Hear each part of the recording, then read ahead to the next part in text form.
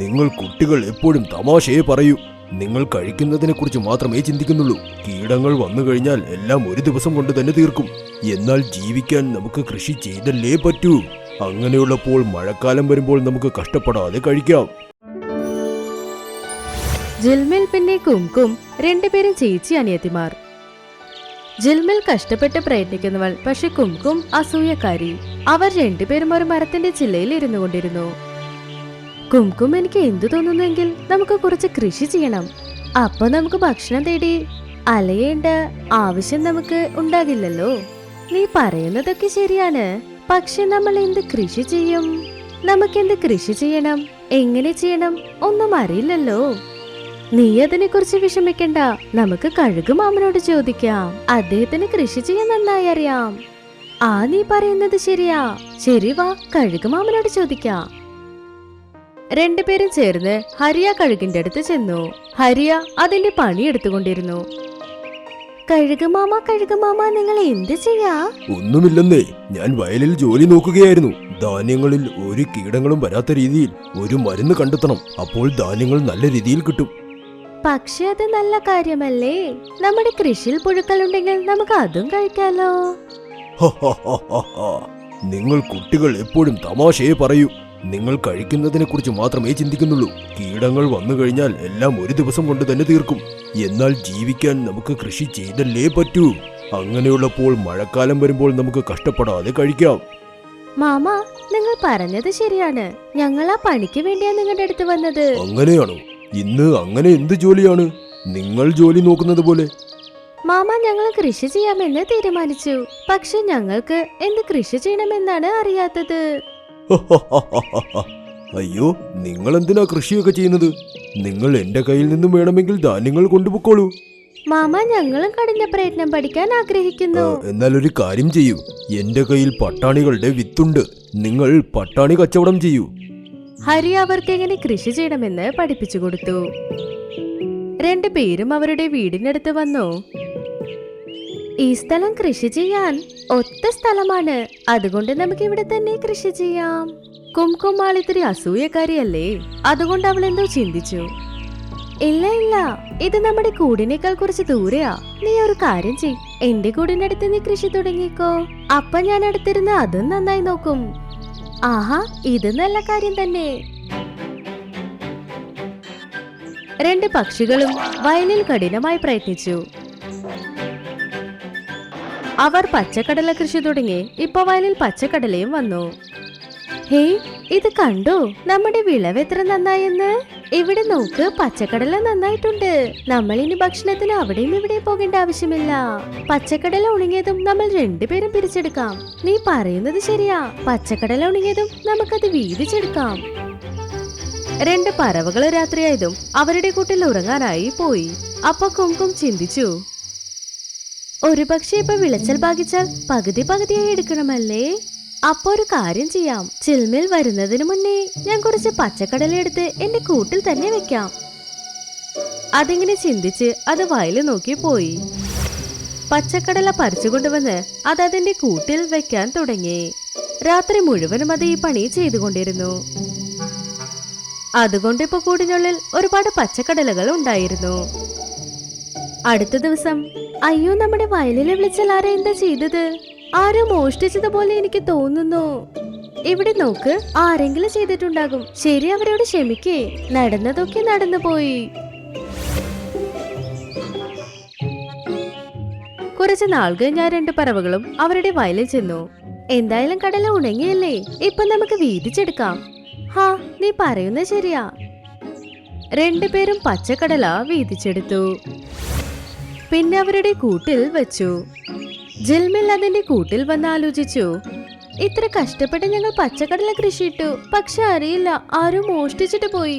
ശരി, എന്തോ ആവട്ടെ, ഇതിലുള്ള കടല സത്യത്തിൽ എനിക്ക് കൂടുതലാണ്. പക്ഷെ കുംകും കൂട്ടിലിരുന്ന് ആലോചിച്ചു കൊണ്ടിരുന്നു, ഞാൻ ജിൽമിലിനെ പറ്റിച്ചതുകൊണ്ട് ഇപ്പൊ എന്റെ കയ്യിൽ ഒരുപാട് വിളവുണ്ടെന്ന്. ഇനി ഒരു വർഷത്തേക്ക് ഒന്നും ചെയ്യേണ്ട ആവശ്യമില്ലെന്ന്. അത് കഴിഞ്ഞത് ഉറങ്ങി. പക്ഷെ കുറച്ച് ദിവസങ്ങൾക്ക് ശേഷം പച്ചയെ പറിച്ച കടല കേടുവന്നു. അതുകൊണ്ട് ഉണങ്ങിയ കടലയും കേടുവന്നു. കുറച്ചു ദിവസത്തിൽ നോക്കുമ്പോൾ എല്ലാ പച്ചക്കടലയും കേടുവന്നു. അപ്പതിരുന്ന് കരയാൻ തുടങ്ങി. ജിൽമിൽ അവളുടെ കൂട്ടിൽ വന്നു. ഹേ, എന്ത് പറ്റി? നീ എന്തിനാ കരയുന്നേ? ഇവിടെ നോക്ക്, എന്റെ എല്ലാ കടലും നശിച്ചു പോയി. പക്ഷെ എന്റെ കയ്യിലുള്ള പച്ചക്കടലയ്ക്ക് കുഴപ്പമില്ലല്ലോ. നിന്റെ കടലയ്ക്ക് മാത്രം എന്ത് പറ്റി? ഞാൻ നീ അറിയാതെ അസൂയപ്പെട്ട് പച്ചക്കടല എല്ലാം പറിച്ചു കൊണ്ടുവന്നു. പച്ചക്കടല ശരിക്കും ഉണങ്ങിയില്ലല്ലോ, അതുകൊണ്ട് കുറച്ച് ദിവസത്തിൽ കേടുവന്നു. അതിന്റെ അടുത്തുള്ളത് കൊണ്ട് ഉണങ്ങിയ കടലയും നശിച്ചു പോയി. ഈ അത്യാഗ്രഹം കൊണ്ട് ഒരു ഗുണവുമില്ല. ഞാൻ പട്ടിണി കിടന്നു മരിക്കും. എന്റെ കയ്യിൽ ഒരു വിത്ത് പോലുമില്ല. നിനക്കിപ്പോ ചെയ്ത തെറ്റ് മനസ്സിലായില്ലേ? അത്യാഗ്രഹം എപ്പോഴും ശരിയായതല്ല. വിഷമിക്കണ്ട, എന്റെ കയ്യിലുള്ള കടലയിലെ പകുതി ഞാൻ നിനക്ക് തരാം. ഞാൻ നിന്നെ പറ്റിച്ചു, പക്ഷെ നീ അതിനു പകരം നിന്റെ കടല തരാൻ പറയുന്നു. ശരിക്കും നിനക്ക് ഒരുപാട് നന്ദി. സാരമില്ല, നിന്റെ അത്യാഗ്രഹം നിന്നെ വിട്ട് പോയില്ലേ. നമുക്ക് വീണ്ടും കൃഷി ചെയ്യാം. അങ്ങനെ രണ്ട് പറവകളും ചിരിച്ചുകൊണ്ടേ കെട്ടിപ്പിടിച്ചു. ഇല്ലമ്മേ, അമ്മ പോയി കഴിഞ്ഞാൽ എന്നെ ഇനി ആര് സ്നേഹിക്കും? ആരെന്റെ തെറ്റുകൾ തിരുത്തും? അമ്മേ, പോകല്ലേ അമ്മേ, അമ്മേ, അമ്മേ. ചിന്തു ഏങ്ങി ഏങ്ങി കരയാൻ തുടങ്ങി. ഒരു വനത്തിനുള്ളിൽ എല്ലാവരും സുഖമായി ജീവിച്ചിരുന്നു. അവിടെ എല്ലാ ജീവജാലങ്ങളും ഒരുമിച്ച് താമസിച്ചിരുന്നു. കാടിനടുത്തായി ഒരുപാട് വെള്ളമുള്ള ഒരു കുളവും ഉണ്ടായിരുന്നു. ആ കുളത്തിൽ അരയന്നവും തവളയും മീനുകളും പിന്നെ മറ്റു ചില ജീവജാലങ്ങളും ഉണ്ട്. അവരെല്ലാവരും ഒരുമിച്ചായിരുന്നു. അവരുടെ കൂടെ തന്നെ മണ്ടു എന്നൊരു മുതലയുമുണ്ട്. അവൻ വളരെ അഹങ്കാരിയായിരുന്നു. വെള്ളത്തിന്റെ രാജാവ് അവനാണെന്നാണ് അവൻ പറയുന്നത്. അവനിങ്ങനെ എല്ലാവരോടും പറയും. ഒരു ദിവസം ഒരു കുരുവി മരത്തിലിരുന്ന് പഴം കഴിക്കുകയായിരുന്നു. അപ്പോൾ ആ പഴം അബദ്ധത്തിൽ കുളത്തിലേക്കും വീണു. പിന്നെ എന്താകാനാ? ഇത് കണ്ടതും മണ്ടു മുതലയ്ക്ക് ഒട്ടും ഇഷ്ടമായതേയില്ല. അവൻ കുരുവിയെ നോക്കി അലയ്ക്കാൻ തുടങ്ങി. പാവം കുരുവി അവിടെ നിന്നും പറന്നുപോയി. കുരുവി പോയതിനു ശേഷം ബണ്ടു കരടി വെള്ളം കുടിക്കാൻ വന്നു. അവനെ കണ്ട് മണ്ടു പറഞ്ഞു, ബണ്ടി, നീ നിന്റെ വാ കൊണ്ട് എന്റെ കുളം വൃത്തികേടാക്കുന്നു. നീ നിന്റെ വൃത്തികെട്ട വായും കൊണ്ട് ഇവിടെ നിന്നും പൊയ്ക്കോ. മണ്ടുച്ചേട്ടാ, ഈ കുളം നിങ്ങളുടേത് മാത്രമല്ല, ഇത് മുഴുവൻ കാടിൻ്റെതുമാ. അല്ല, ഇത് എന്റേത് മാത്രമാ. നിങ്ങൾ എല്ലാവരും എന്റെ കുളത്തിലേക്ക് വെള്ളം കുടിക്കാൻ വന്ന് ഇതിന്റെ മഹത്വം നശിപ്പിക്കുന്നു. പോയി നിങ്ങളുടെ രാജാവിനോട് പറയൂ, കുളത്തിന്റെ രാജാവ് പ്രഖ്യാപിച്ചിരിക്കുന്നുവെന്ന്. ഇനി ആർക്കെങ്കിലും കുളത്തിൽ നിന്നും വെള്ളം കുടിക്കണമെങ്കിൽ അതിന് തക്കതായ പ്രതിഫലം തരണമെന്ന്. ഇനി അങ്ങനെ തന്നില്ലെങ്കിൽ അവരെ വെള്ളം കുടിക്കുന്നതിൽ നിന്നും ഞാൻ തടയും. പിന്നെ എന്താകാൻ?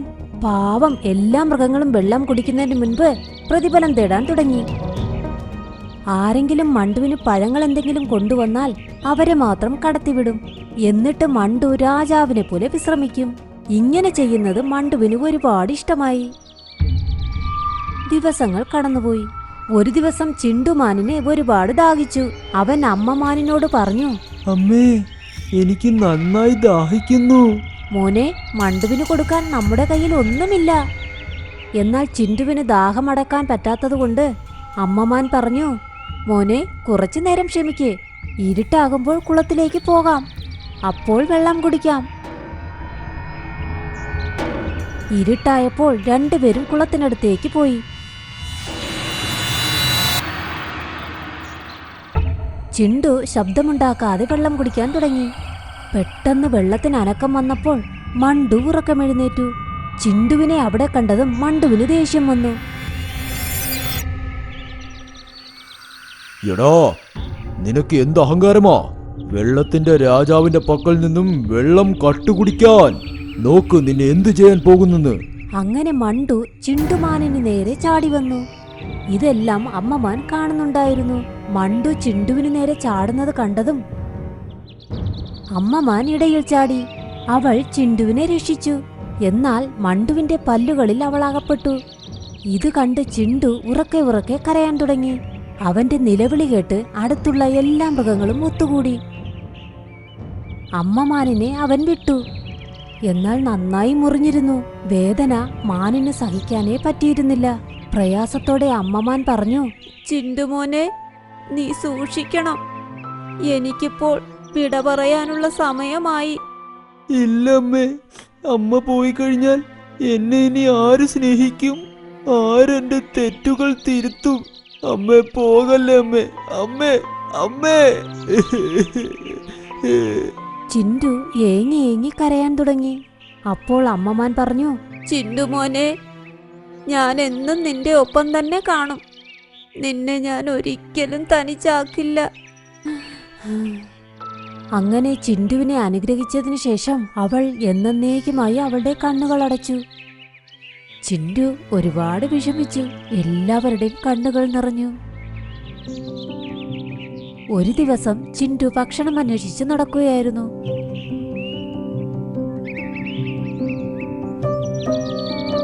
അപ്പോൾ അവൻ കണ്ടു, ഒരു മരത്തിന് താഴെ പശു അകപ്പെട്ട് കിടക്കുന്നു. അപ്പോൾ ചിണ്ടു പറഞ്ഞു, ഞാൻ ആനമാമന്റെ അത്രയും ശക്തിശാലിയായിരുന്നെങ്കിൽ ഈ മരം ഞാൻ നിഷ്പ്രയാസം കളയുമായിരുന്നു. ഞാൻ എങ്ങനെ ഈ മരമെടുത്ത് കളയും? അവൻ ഇപ്രകാരം പറഞ്ഞപ്പോൾ ആ മരം തന്നെത്താനെ അവിടെ നിന്നും മാറി. ഇത് കണ്ട് ചിണ്ടു ഒരുപാട് അത്ഭുതപ്പെട്ടു. അപ്പോൾ അവന്റെ അമ്മ അവനോട് പറഞ്ഞത് അവൻ ഓർത്തു. അവനും മനസ്സിലായി, ഇതെല്ലാം അമ്മമാനിന്റെ അനുഗ്രഹം കൊണ്ടാണെന്ന്. പിന്നെ എന്താകാന്? ചിണ്ടു കാട്ടിലുള്ള എല്ലാ മൃഗങ്ങളെയും സഹായിക്കാൻ തുടങ്ങി. ഒരിക്കൽ നല്ലൊരു ഭൂകമ്പം വന്നു. അതുകാരണം കല്ലുകൾക്ക് അനക്കം സംഭവിച്ചു. അത് താഴേക്കും വീഴാൻ തുടങ്ങി. വലിയ വലിയ മരങ്ങളും താഴെ വീണു. എന്നാൽ ഭൂകമ്പം വന്നപ്പോൾ എല്ലാ മൃഗങ്ങളും തമ്മിൽ തമ്മിൽ സഹായിക്കാൻ തുടങ്ങി. ചിണ്ടുവും മായാജാലത്തിലൂടെ വലിയ വലിയ മരങ്ങളും മാറ്റിയിട്ടു. പെട്ടെന്ന് കുളത്തിൽ നിന്ന് ആരോ കരയുന്ന ശബ്ദം അവൻ കേട്ടു. പോയി നോക്കിയപ്പോൾ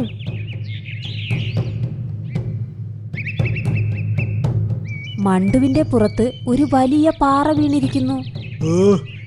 എന്നെ രക്ഷിക്കണേ, എന്നെ ആരെങ്കിലും രക്ഷിക്കണേ. എന്നാൽ അവനെ സഹായിക്കാൻ ആരും മുൻപിലേക്ക് വന്നില്ല. ഈ ദുഷ്ടനെ ഇങ്ങനെ തന്നെ വേണം. ദൈവം ഇവന് നല്ല ശിക്ഷ കൊടുത്തു. സ്വയം ബലശാലിയാണെന്നല്ലേ കരുതിയിരിക്കുന്നത്?